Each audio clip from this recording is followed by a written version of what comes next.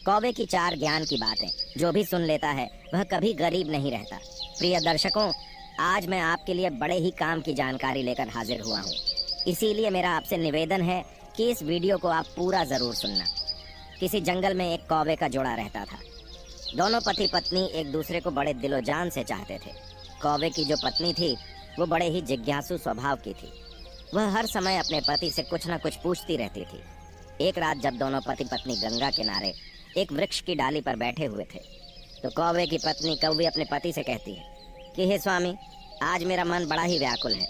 आज मुझे बहुत ही ज्यादा बेचैनी हो रही है। हे स्वामी, कुछ ऐसा उपाय करो जिससे मेरा मन कुछ हल्का हो जाए। प्रिय दर्शकों, जब कौवा अपनी पत्नी की इन बातों को सुनता है तो कौवा अपनी पत्नी से कहता है कि हे प्रिय, ऐसा क्या कारण है जिससे तुम्हारा मन इतना व्याकुल है? आखिर मुझे ऐसा क्या करना चाहिए जिससे तुम्हारी व्याकुलता दूर हो जाए? ये सुनकर के कौवी कहती है कि कोई ऐसी कहानी सुनाओ जिसे सुनकर मेरे मन को शांति मिल जाए और कुछ ज्ञान प्राप्त हो। इस प्रकार से कौवा अपनी पत्नी को कहानी सुनाने लग जाता है और अपनी पत्नी से कहता है कि हे प्रिय, मनुष्य कितना भी गरीब क्यों ना हो, इन चार व्यक्ति को अपने साथ हमेशा रखना चाहिए। इनका कभी अपमान नहीं करना चाहिए। फिर कौवी कहती है, हे स्वामी, वो कौन चार व्यक्ति हैं जिसे किसी भी मनुष्य को अपने साथ रखने चाहिए? कौवा कहता है कि कौवी, मैं तुम्हें यह बातें एक कहानी के माध्यम से बताऊंगा, इसलिए तुम इस कहानी को पूरा सुनना। तब कौवी कहती है कि हे स्वामी, मैं आपकी इस कहानी को पूरे मन से सुनूंगी, कृपया आप कहानी सुनाइए। तब कौवा अपनी कहानी शुरू करता है और कहता है कि एक गांव में एक वृद्ध महिला अपने 2 बेटों के साथ रहती थी। उसका पति पहले ही गुजर चुका था और उनके पास केवल 2 बेटे ही थे। इस प्रकार उनके परिवार में कुल 3 सदस्य थे। उनकी जमीन भी बहुत कम थी। वो अपने बेटों के साथ मिलकर उस छोटी सी जमीन पर काम करती थी। उसके बेटे बहुत मेहनती थे। उन तीनों का जीवन उस छोटी सी जमीन से चलता था। समय के साथ जब बेटे विवाह योग्य हो गए तो उस वृद्ध महिला ने उनकी शादी करवा दी। घर में 2 बहुएं आ गईं। कुछ समय तक सब कुछ अच्छा चल रहा था। घर में बहुत प्रेम था और सभी मिलजुल कर रहते थे। लेकिन जैसे जैसे समय बीतता गया, दोनों बहुओं में आपस में झगड़ा होना शुरू हो गया। कभी किसी बात को लेकर तो कभी किसी बात को लेकर। बड़ी बहू छोटी बहू से कहने लगती कि तुम ऐसा करती हो, वैसा करती हो, तो उन्होंने हमारे साथ ये कर दिया, उन्होंने वो कर दिया। इन्हीं बातों को लेकर कि बड़ी बहू भी छोटी बहू से उल्टी सीधी बातें कहती रहती थी और लड़ाई होती रहती थी। एक दिन छोटी बहू को जब मौका लग जाता है तो वह बड़ी बहू से लड़ बैठी और कहती कि तूने घर का यह काम नहीं किया, वह काम नहीं किया। कभी कहती कि तू अपने हिस्से का काम कर, मैं अपने हिस्से का करूंगी। कभी कहती कि तू आराम से पड़ी रहती है और मैं पूरे दिन काम में लगी रहती हूँ। इसी कारण से छोटी बहू का बड़ी बहू से झगड़ा होने लगता था। अब यह उनका रोज का काम हो चुका था। वह दोनों बहुएं हमेशा किसी न किसी बात पर आपस में झगड़ती रहती थीं। अब तो वृद्ध महिला भी इन बहुओं के झगड़ों को देखकर काफी परेशान हो चुकी थी। उन्हें लगने लगा कि उनके बेटों की पत्नियां बहुत झगड़ा करती हैं। उन्होंने इस बारे में अपने बेटों से बात की। बेटों ने उन्हें समझाने की कोशिश की, पर इसका उन पर कोई असर नहीं हुआ। एक दिन उस वृद्ध महिला ने सोचा कि जब हम 3 लोग घर में रहते थे तो थोड़ी सी जगह में हमारा गुजारा हो जाता था और अब हम 5 लोग हो गए हैं, इसलिए हमारा घरेलू खर्च पूरा नहीं हो पा रहा। शायद यही कारण है कि झगड़े हो रहे हैं। इसी वजह से वृद्ध महिला ने अपने दोनों बेटों से कहा, बेटा तुम लोग परदेश चले जाओ और कोई नौकरी ढूंढ कर पैसे कमाओ ताकि धन लेकर आ सको और ये झगड़ा खत्म हो सके, क्योंकि जब घर में पैसा आएगा तो ज़रूरतें पूरी होने लगेंगी और आपसी लड़ाई रुक जाएगी। अक्सर कहा जाता है कि घर में लड़ाई झगड़े का एक ही कारण होता है, पैसे की कमी। जब व्यक्ति के पास पैसे नहीं होते हैं, उसकी रोज़मर्रा की ज़रूरत पूरी नहीं होती, तो वो परेशान होने लगता है। दूसरा कारण, लड़ाई झगड़े का मूल कारण ये भी होता है, व्यक्ति ज़रूरत से ज़्यादा यदि खाली बैठा रहे तो फिर उसके दिमाग में खुरापात ही आती है और फिर वो किसी से भी लड़ झगड़ कर ही शांत होता है। तीसरा कारण है, जब व्यक्ति ज़्यादा चालाकी करता है, यानी व्यक्ति अपनी जिम्मेदारियों से भागता है, अपने हिस्से के काम से जी चुराता है, सिर्फ बैठकर खाने की इच्छा करता है, तो लाजमी है उस घर में लड़ाई झगड़ा तो होगा ही। चौथा कारण है, जब व्यक्ति ईर्ष्या करता है, जब कोई दूसरे व्यक्ति को तरक्की करते हुए देखता है और खुद को आगे नहीं बढ़ा पाता है, तो फिर उसे जलन होने लगती है और वैसी स्थिति में लड़ाई झगड़ा ही करता है और वो लोग अपना अधिकतर समय लड़ाई झगड़ा और चुगली में बिताता है। प्रिय दर्शकों, दोनों पुत्रों ने वृद्ध महिला की इच्छाओं का सम्मान किया। वृद्ध महिला से अनुमति लेकर और अपनी अपनी पत्नियों को ये समझाकर कि हमारे ना रहने पर वे हमारी माँ का ध्यान रखेंगे, पैसा कमाने के लिए प्रदेश चले गए। प्रिय दर्शकों, उनकी दोनों बहुएं अभी भी देवरानी जेठानी में नहीं बनती थीं। एक दिन बड़ी बहू को वृद्ध महिला ने समझाया कि तुम बड़ी हो और वो तुमसे छोटी। तुम्हारे पति प्रदेश में धन कमा रहे हैं और तुम दोनों यहाँ आपस में झगड़ा कर रही हो। ये उचित नहीं है। वो तुमसे छोटी है, इसलिए उसकी छोटी मोटी गलतियों को सहन करना सीखो। कहा जाता है कि क्षमा, धीरज रखना बड़ों को शोभा देती है। अगर छोटी गलती कर दे तो उसे क्षमा करो और समझाओ, क्योंकि तुम बड़ी हो और जो बड़े होते हैं वे सदैव सम्मान के पात्र होते हैं। अपनी सास यानी वृद्ध महिला की बात सुनकर बड़ी बहू क्रोध में चिल्लाती हैं और कहने लगी, आप छोटी बहू की वफादारी कर रही हो। आप मुझे समझाकर उसे लड़ने के लिए उसका और मनोबल बढ़ा रही हो। अगर ये बात वो सुन लेगी तो वो और ज़्यादा लड़ेगी और ज़्यादा उत्पाद करेगी और हमें भी फिर परेशान करेगी। इसका मतलब है कि आप उसे लड़ने का मौका दे रही है, उसे कुछ भी नहीं कहती। वृद्ध महिला ने कहा, तुम इतना गुस्सा क्यों हो रही हो? क्योंकि पहले बड़े को ही समझना चाहिए, उसके बाद छोटे को समझाना चाहिए। मैं तुमको समझा रही हूँ, फिर छोटी को भी समझाऊंगी। प्रिय दर्शकों, वृद्ध महिला की बात सुनकर बड़ी बहू ने थोड़ा बहुत काम किया और गुस्से में चली गई। इधर अगले दिन फिर लड़ाई होती है तो छोटी बहू के पास जाकर बुढ़िया समझाती है और कहती है, देख बहू, वो तुझसे बड़ी है और तू छोटी है, फिर ऐसे क्यों झगड़ती हो? घर में बार बार क्यों लड़ाई करती है? तेरा पति यानी मेरा बेटा तो घर पर नहीं है, वो प्रदेश में पैसे कमाने गया है और तुम यहाँ झगड़ा कर रहे हो। ये ठीक नहीं है। मोहल्ले और पड़ोसियों के लोग देखकर हम पर हंसते हैं, इसलिए घर में शांति से और प्यार से रहो। जब घर में प्रेम होता है तो धन और समृद्धि अपने आप आती है। छोटी बहू ने सोचा कि ये वृद्ध महिला बड़ी बहू का पक्ष ले रही है। छोटी बहू कहने लगी, अरे बुढ़िया, तुम ज्यादा हमें समझाने की कोशिश मत करो और नहीं तो मैं तुम्हारा भी अपमान कर बैठूंगी। मैं जानती हूँ तू अपनी बड़ी बहू को बहुत चाहती हो और मुझे फूटी आंख से भी नहीं देखती। प्रिय दर्शकों, छोटी बहू को समझा कर वृद्ध महिला भी चली गई और विचार करती है कि इन दोनों की बुद्धि खराब है, ये मानेगी नहीं। इन्हें समझाओ तो यह उल्टा मुझसे ही सवाल करती है, मुझसे लड़ने की बात करती है। फिर वृद्ध महिला ने विचार किया, इससे तो अच्छा यही है कि अपनी इज्जत यदि बचानी है तो इन्हें समझाना बंद करना होगा। कहते हैं, जहाँ पर अपनी बात की कोई अहमियत ना हो वहाँ बोलने से अच्छा है चुप रहना चाहिए। यदि आप वहाँ बोलने जाएंगे तो आप उनके दुश्मन बन जाएंगे। वृद्ध महिला सोचने लगी कि मेरी बात किसी को पसंद नहीं आ रही है, उल्टा ये दोनों मुझ पर हावी हो जाती है। अगर किसी दिन हाथ उठा दिया, यदि ये दोनों कभी मुझे मारने लगी तो मैं अपना मुंह दिखाने लायक नहीं रहूंगी, इसलिए उन्हें समझाना मेरे लिए मुश्किल है। प्रिय दर्शकों, अब वो दोनों बहुएं अपनी सास यानी बुढ़िया से बहुत घृणा करने लगती है। कोई भी उनसे खाने के बारे में नहीं पूछती। बुढ़िया को खुद ही रसोई में जाकर खाना लेना पड़ता है। वो बुढ़िया से इतनी नफरत करने लगी कि दोनों बहुएं बुढ़िया को अपने घर में रखना नहीं चाहती थी। वो सोचती थी कि काश ये बुढ़िया घर से भाग जाए या मर जाए, लेकिन उन्हें ऐसा कोई बहाना नहीं मिल पा रहा था जिससे वो बुढ़िया को घर से बाहर निकाल सके। प्रिय दर्शकों, अगला दिन होता है तो उन्होंने अपनी लड़ाई फिर शुरू कर दी। तब वृद्ध महिला ने एक कट्टा उठाया और घास काटने के लिए जंगल में चली गई, क्योंकि कहते हैं व्यर्थ की लड़ाई झगड़ा अपने कानों से सुनना भी नहीं चाहिए। अगर आप खड़े होकर वो लड़ाई सुनेंगे तो हो सकता है कि आपको बोलना भी पड़ जाए। इसीलिए सबसे अच्छा तरीका है वहाँ से निकल जाओ। वृद्ध महिला घास काटने के लिए जंगल में चली गई और शाम को लौट कर आई। तब तक उन दोनों की लड़ाई खत्म हो चुकी थी। इसी तरह से जब अगला दिन होता है, उनकी लड़ाई शुरू हो जाती है तो बुढ़िया अपना कट्टा उठाती है और घास काटने के लिए जंगल की ओर निकल जाती है। जब वो वृद्ध महिला जंगल में घास काट रही थी, तभी उसके पास एक विशाल सर्प वहां आ गया। विशाल सर्प को देखकर वृद्ध महिला भय से कांपने लगी। उसे लगा कि आज उसकी जान नहीं बचेगी और सर्प उसे निश्चित रूप से खा जाएगा।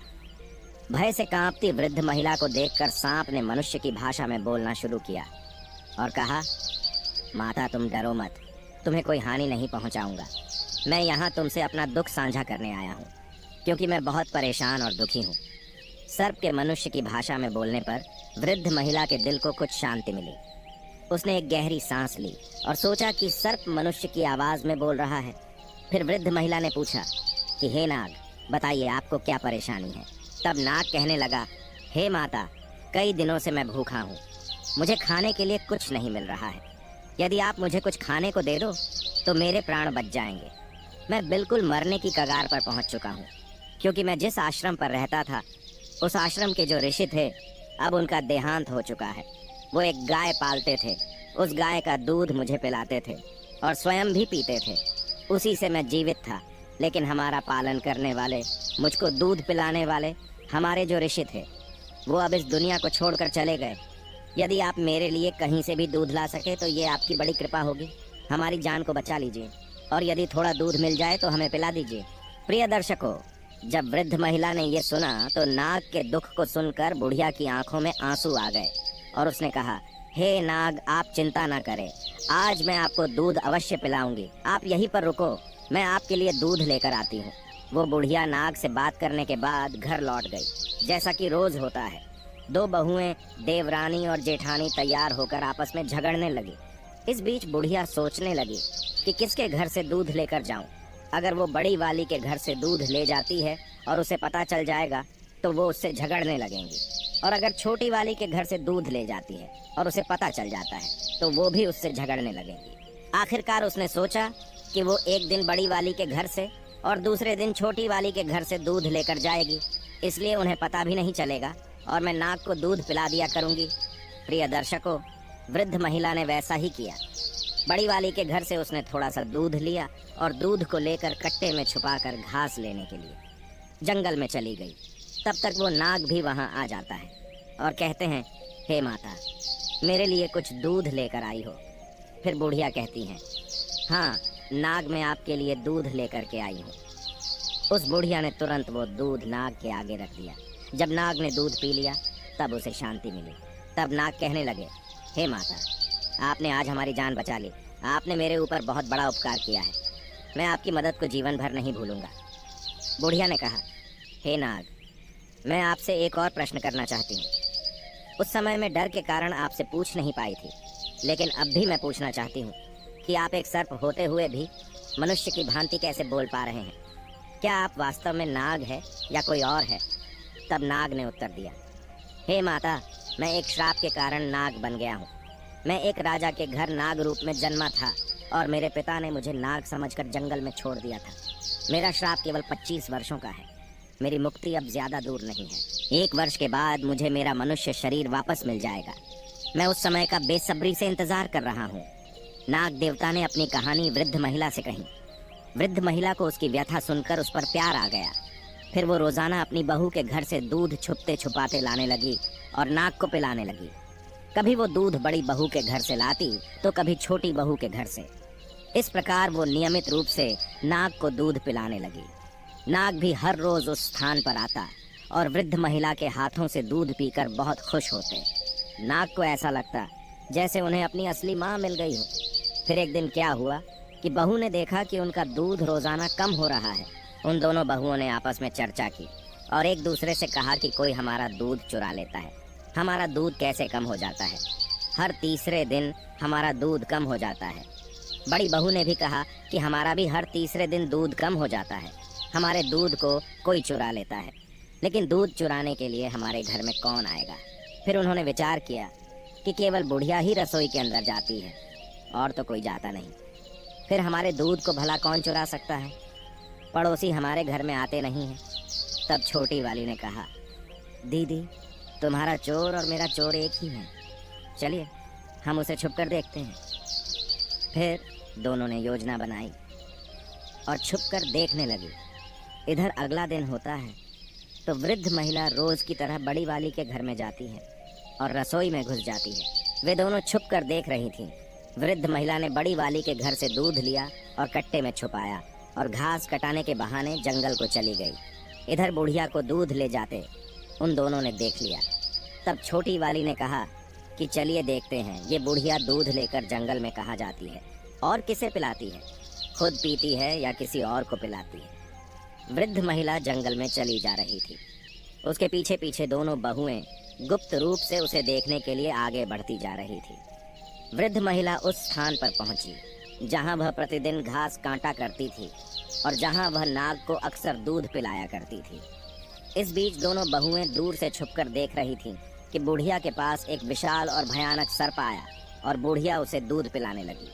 सर्प दूध पीने लगा।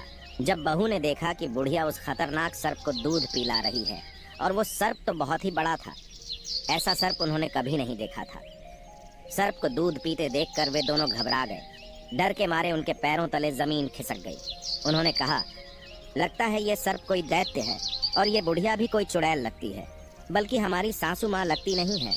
कहीं ऐसा ना हो कि ये बुढ़िया हमें और हमारे बच्चों को भी खा जाए। हम आज इसे घर में नहीं घुसने देंगे। प्रिय दर्शकों, उन दोनों को बहाना मिल चुका था। ऐसा निर्णय लेने के बाद वे दोनों बहुएं अपने घर चली आई। इधर बुढ़िया नाग देवता को दूध पिलाती है और घास लेकर अपने घर की ओर चल देती है। और घर पर पहुंची तो देखा कि घर का द्वार बंद था और दोनों बहुएं जो थीं डंडा लेकर भीतर खड़ी हुई थी। घर जाकर बुढ़िया ने कुंडी खटखटाई तो दोनों बहुओं ने दरवाजा खोला। बुढ़िया ने देखा कि दोनों बहुएं अपनी साड़ी का पल्ला अपनी कमर में बांधे खड़ी है और हाथ में डंडा पकड़ रखा है। बुढ़िया ने देखा कि ये क्या मंजर है, इन दोनों का ये कैसा रूप है, ये हाथ में लाठी क्यों पकड़े हुए हैं। इस पर बुढ़िया ने पूछा कि तुम दोनों ऐसे क्यों खड़ी हो। तो दोनों ने एक साथ जवाब दिया, अरे बुढ़िया, तू तो एक चुड़ैल है, एक दिन तू हमें खा जाएगी, हमारे बच्चों को भी मार डालेगी। बुढ़िया ने कहा, अरे बहू, क्या तुम पागल हो गई हो? मैं तुम्हारी सास हूँ, कोई डायन नहीं जो तुम्हारे बच्चों को खा जाऊंगी। अरे तुम्हारे बच्चे तो मेरे पोता पोती हैं, जो मुझे मेरे बेटों से भी ज्यादा प्यारे हैं, और तुम ऐसी क्या बातें कर रही हो। तब वो दोनों बहुएं कहने लगी, अरे बुढ़िया, हमें पागल मत बनाओ, हमने तुम्हें देख लिया है। तू एक खतरनाक सर्प को दूध पिलाती हो, हमारे घर से चोरी करके दूध ले जाती हो और उस सर्प को पिलाती हो। वो सर्प कोई राक्षस है और तू उसके साथ में कोई चुड़ैल या डायन है, और अब हम तेरा विश्वास बिल्कुल नहीं करेंगे। आज के बाद तुम्हारे लिए इस घर में कोई जगह नहीं है, तुम्हें इस घर में हम घुसने नहीं देंगे, और ज्यादा जबरदस्ती की तो यहाँ से फिर जिंदा बचकर नहीं जाओगी। इसलिए अच्छाई इसी में है कि तू यहाँ से सीधे वापस चली जा। आज से तेरा हमसे कोई संबंध नहीं। प्रिय दर्शकों, बुढ़िया ने दोनों बहुओं को बहुत समझाया। फिर बुढ़िया कहने लगी, तुम लोग जो सोच रही हो ऐसा कुछ भी नहीं है, ये मेरा घर है और हमें अंदर आने दो। प्रिय दर्शकों, अब परिणाम ये हुआ कि दोनों बहुओं ने उस बुढ़िया को घर में घुसने ही नहीं दिया। बुढ़िया ने जबरदस्ती की तो एक डंडा बुढ़िया को मार दिया और उसे धक्के मारकर घर से बाहर निकाल दिया। रात का समय था और अंधेरा हो चुका था। बुढ़िया अपनी बहू से रोते हुए कहने लगी, मैं इस रात में कहाँ जाऊंगी। उसकी बहू ने उत्तर दिया, हमें तुमसे कोई सरोकार नहीं है, चाहे तुम कहीं भी जाकर मरो। और इसके बाद उन्होंने घर का दरवाजा बंद कर दिया। बुढ़िया वहीं पर रोती रही।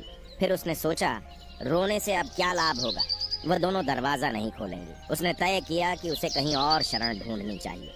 इसलिए वो रात में ही उस स्थान पर गई जहां वो आम तौर पर घास काटा करती थी, और उस नाग का इंतजार करने लगी जिसे वो दूध पिलाया करती थी। हालांकि रात को नाग नहीं आए, क्योंकि उनका आना दिन के समय ही होता था। वहां एक विशाल बरगद का पेड़ था जिसके पास वो बुढ़िया लेट गई। रात भर वो बरगद के पेड़ के पास बैठी रही और सुबह का इंतजार करती रही।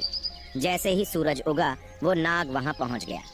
जब नाग वहां आए, उस समय वो बूढ़ी औरत नहीं दिखाई दी।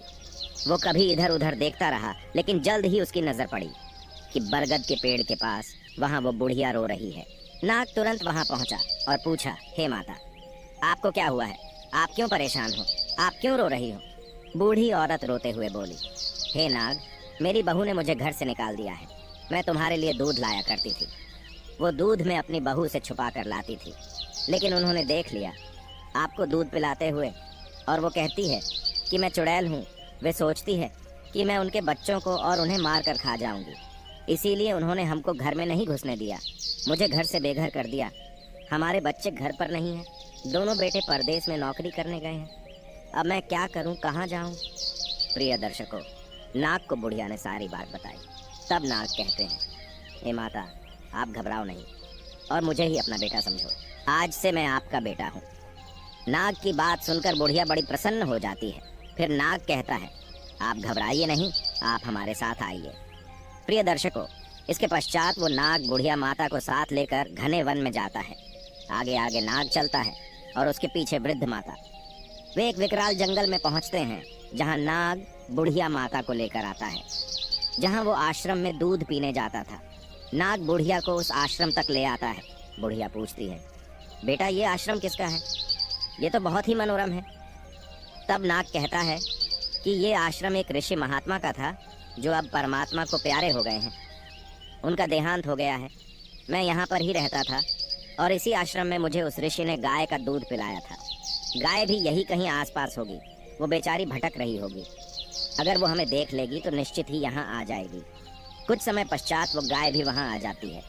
गाय के थन दूध से भरे हुए थे। तब नाग कहते हैं, हे माता, इस गाय का दूध निकालिए और आप भी पी लीजिए, हमें भी पिलाइए। प्रिय दर्शकों, बुढ़िया गाय का दूध निकालती है, उसके बाद उस नाग को दूध पिलाती है और स्वयं पीती है। फिर नाग कहता है, हे माता, अब आप घबराइए नहीं, आप निश्चिंत होकर इस आश्रम पर रहे। ये गाय हमारे लिए दूध देगी और यहाँ ऋषि महात्मा की कृपा है। वो एक अपनी कृपा छोड़कर यहाँ से चले गए हैं। ऋषि महात्मा की कृपा से यहाँ अन्नपूर्णा का वास रहता है। यहाँ पर रहने वाले को किसी चीज़ की कोई कमी महसूस नहीं होती है। खाने पीने की हर चीज़ यहाँ उपलब्ध होती है। आप कुछ भी खाएं, कुछ भी बनाएं। प्रिय दर्शकों, ये सुनकर बुढ़िया और भी ज़्यादा खुश हो जाती है और फिर अपने बेटे नाग के साथ में वो बुढ़िया वहीं आराम से रहने लगती है। नाग हर दिन घूमने निकल जाता था और शाम को वापस आ जाता था, जबकि बुढ़िया और गाय वहीं चैन से रहते थे। गाय भी हर रोज़ घास खाने जाया करती थी और शाम को वापस लौट आती थी। शाम के समय वे तीनों एक साथ बैठकर भोजन करते थे और आश्रम में प्यार से रहते थे। लेकिन एक दिन की बात है, नाग जो हर दिन की तरह घूमने गया था, शाम को वापस नहीं आया। इससे बुढ़िया को बहुत चिंता होने लगी, क्योंकि वे तीनों साथ में भोजन किया करते थे। शाम को गाय तो आ गई, लेकिन नाग नहीं आया। बुढ़िया इंतजार करती रही कि उसका बेटा नाग इतना अंधेरा हो जाने के बावजूद भी वापस नहीं आया। प्रिय दर्शकों, बुढ़िया रात भर अपने बेटे नाग का इंतजार करती रही। उसने कुछ भी नहीं खाया, पूरी रात भूखी रही, लेकिन फिर भी वो नाग लौटकर नहीं आया। अगला दिन होता है तो स्वयं बुढ़िया नाग को ढूंढने के लिए जंगल की ओर चल देती है। बुढ़िया नाग को ढूंढते ढूंढते जंगल में निकल गई। जंगल में उसने देखा कि वही उसका बेटा नाग जमीन पर गिरा पड़ा था और वो नाग उस पेड़ की टहनियों में दबा हुआ था। नाग को टहनियाँ के नीचे दबा हुआ देखकर बुढ़िया व्याकुल हो जाती है और गाय की सहायता से टहनियों को हटाती है। प्रिय दर्शकों, वो नाग काफी घायल और जख्मी हो चुके थे। बुढ़िया पूछती है, बेटा ये सब कैसे हुआ? इस पर नाग अपनी पूरी कहानी बताता है। हे माता, मैं जब शाम को आश्रम लौट रहा था तो एक भयानक तूफान आ गया। तूफान के आने से मैं एक पेड़ पर चढ़ गया, लेकिन तूफान के झोंके से वो पेड़ गिर गया और मैं उसके नीचे दब गया। मैंने निकलने की बहुत कोशिश की पर सफल नहीं हो पाया। मैं सोचता रहा कि मेरी माँ मेरा इंतज़ार कर रही होगी, पर मैं बाहर नहीं आ पाया। मुझे चोट भी लग गई। इसके बाद बुढ़िया कहती है, बेटा तुम घबराओ नहीं, आओ मैं तुम्हारी चोट का इलाज कर देती हूँ। प्रिय दर्शकों, इस तरह से बुढ़िया अपने नाग को आश्रम ले जाती है और कुछ औषधि को पीस कर लाती है। फिर वो इन्हें मिलाकर एक लेप तैयार करती है और उस नाग के घायल शरीर पर लगा देती है।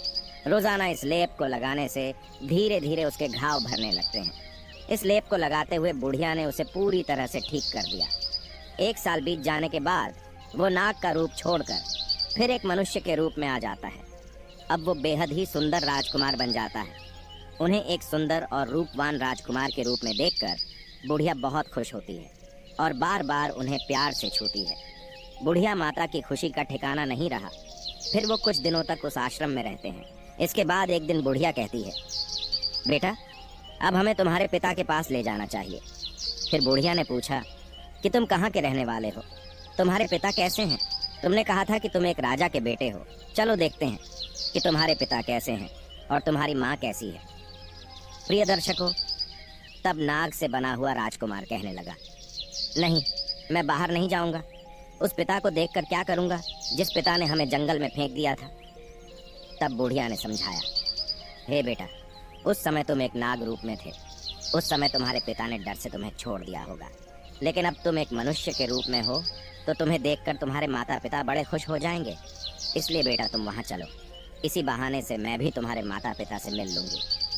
प्रिय दर्शकों, नाग जो राजकुमार था वो बुढ़िया माता को लेकर अपने राजमहल को चल देते हैं। चलते चलते जब वो अपने राज्य में पहुंचते हैं तो वहाँ के लोग उन्हें देखकर उस पर मोहित हो जाते हैं। सब लोग सोचने लगते हैं, काश ये खूबसूरत राजकुमार हमारा होता, कितना भला होता। वे दोनों उस शहर में प्रवेश करते हैं और वहाँ के चौकीदार से मिलकर पूछते हैं, राजा से मिलना है। चौकीदार उन्हें राजा के मंत्री के पास ले जाते हैं। मंत्री के पास पहुंचकर बुढ़िया माता और राजकुमार ने राजा से मिलने की इच्छा जताई। उन्होंने कहा, मंत्री जी, हम यहाँ के राजा और रानी से मिलना चाहते हैं, वो कहाँ हैं? इस पर मंत्री ने उत्तर दिया, बेटा, हमारे राजा और रानी इस समय मिलने के योग्य नहीं हैं। उनकी स्थिति बहुत खराब है। राजा स्वयं अपने राज्य की देखभाल नहीं कर पा रहे हैं। यहाँ का सिंहासन खाली पड़ा है। तब राजकुमार ने जिद की और बुढ़िया ने भी कहा कि नहीं मंत्री, कोशिश करिए कि हम उनसे मिल सके, हमारा उनसे मिलना बहुत ज़रूरी है। तब मंत्री कहता है कि राजा साहब बहुत बीमार है। ये बात 25 साल पुरानी है। रानी ने एक सर्प को जन्म दिया था। राजा साहब ने जब सर्प को देखा तो वो बड़े भयभीत भी हुए। उन्हें बड़ा बुरा लगा। रानी के लिए तो वो सर्प भी प्यारा था, क्योंकि माँ के लिए उसका बच्चा कैसा भी हो उसके लिए प्रिय होता है। लेकिन राजा ने सोचा कि ये बात सुनकर लोग क्या कहेंगे। राजा के घर में पुत्र की जगह एक सर्प पैदा हुआ है तो सभी प्रजा हमसे घृणा करेगी। इसीलिए राजा ने उस सर्प को जंगल में फेंक दिया और तब से राजा रानी जो है उनका शरीर सूख कर काटा हो गया है और राज सिंहासन को उन्होंने छोड़ दिया है। कभी सिंहासन पर विराजमान नहीं होते और अपने महल में राजा रानी बुरी तरीके से मायूस अवस्था में पड़े रहते हैं। जब उस राजकुमार ने ये सुना तो उसने मंत्री से अनुरोध किया कि अगर वो उनसे मिलवा दे तो बहुत कृपा होगी। तो प्रिय दर्शकों, मंत्री उस राजकुमार, उस बुढ़िया माता को राजा और रानी के पास ले जाता है, जहां उस लड़के के माता पिता निराशा में लेटे हुए थे। महल में लेटे लेटे उनका शरीर गल गया था और वो सदा चिंता में डूबे रहते थे। प्रिय दर्शकों, फिर राजकुमार उस बुढ़िया के साथ राजा और रानी के पास जाता है और उनके पैर छूता है। जब राजकुमार अपने माता पिता के पैरों को छूता है तो राजा और रानी में एक संवेदना की लहर दौड़ जाती है कि वे दोनों उठ करके बैठ जाते हैं और कहते हैं कि बेटा, तुम कौन हो, कहाँ से आए हो, तुमने हमारे पैर छुए हैं। तुम्हारे पैर छूते ही ऐसा लगता है कि हमारे अंदर कोई शक्ति आ गई है। तुम कौन हो बेटा, अपना परिचय दो। प्रिय दर्शकों, तब वह बेटा अपनी सारी कहानी सुनाता है और कहता है कि पिताजी, मैं आपका बेटा हूँ। और रानी से कहता है कि माता, मैं तुम्हारा पुत्र हूँ, मैं तुम्हारे गर्भ से जन्म लिया था, मैं नाग रूप में था, मुझे ऋषि का श्राप लगा हुआ था, इसीलिए मैं नाग बना, लेकिन आप लोगों ने मुझे जंगल में फेंक दिया। 25 साल का श्राप था, 25 साल पूरे हो गए और आज हम पुनः मनुष्य स्वरूप में आ गए हैं। माँ, अब क्या आप मुझे अपने हृदय से नहीं लगाओगी? प्रिय दर्शकों, क्या हुआ इतने शब्द सुनने के बाद में? ओ माँ भाग करके अपने बेटे को हृदय से लगा लेती है और उस राजा के लिए खुशी का ठिकाना नहीं रहा। राजा रानी ने अपने बेटे को गले से लगा लिया, बार बार पुचकारियाँ देने लगी। प्रिय दर्शकों, उन राजा रानियां को ऐसा लगता था मानो उनके अंदर एक शक्ति आ गई हो। प्रिय दर्शकों, इतनी कहानी सुनाने के पश्चात राजा और रानी कहते हैं कि इंसान को कभी भी ये 4 चीज़ नहीं छोड़नी चाहिए। पहला बच्चा, दूसरा बुजुर्ग, तीसरा पागल और चौथा मेहमान। इन्हें कभी भी अपने घर से नहीं निकालना चाहिए। फिर उसके बाद राजा ने सभी प्रजा को संबोधित कर दिया कि हमारा बेटा आ गया है। प्रजा भी बहुत खुश हुई। राजा ने सभी को ये सूचना दे दी कि कल राजकुमार अब से राजगद्दी पर बैठेगा। अगले दिन राजा ने उसका राज्य अभिषेक किया। उसी दौरान वो बुढ़िया थोड़ी उदास हो जाती है, सोचने लगती है, अब मैं कहाँ जाऊँ?